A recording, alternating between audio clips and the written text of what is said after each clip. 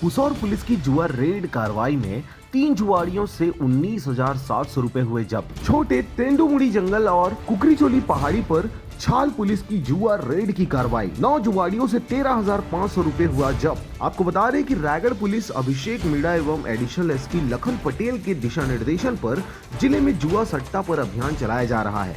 इसी कड़ी में दिनांक 25/2/2022 की रात्रि गश्त दौरान पुसौर थाना प्रभारी उप निरीक्षक गिरधारी साव के नेतृत्व में पुसौर पुलिस ग्राम मलदा भोलामाल खेत खार के पास जुआ खेल रहे जुआड़ियों को घेराबंदी कर रेड किया गया। इस दौरान कुछ जुआरी अंधेरे का फायदा उठाकर भाग गए। मौके पर पुलिस टीम ने जुआरी रघुनाथ साव पिता जीवधन साव उम्र 28 वर्ष मलदा, राम नरेश राय पिता द्वारिका राय उम्र 48 वर्ष ठेंगापाली के रहने वाला, सूरज तांडी पिता दशरथ तांडी उम्र 42 वर्ष भगत देवरी थाना साकरा को पकड़े, जिनके पास फड़ से 19,700 रुपए, 52 पत्ती ताश, एक बुरा और एक इलेक्ट्रॉनिक लैंप को जब्त किया गया। सारंगढ़ से अवध बरीड के साथ भागवत साहू की रिपोर्ट, RJ रमझाझर।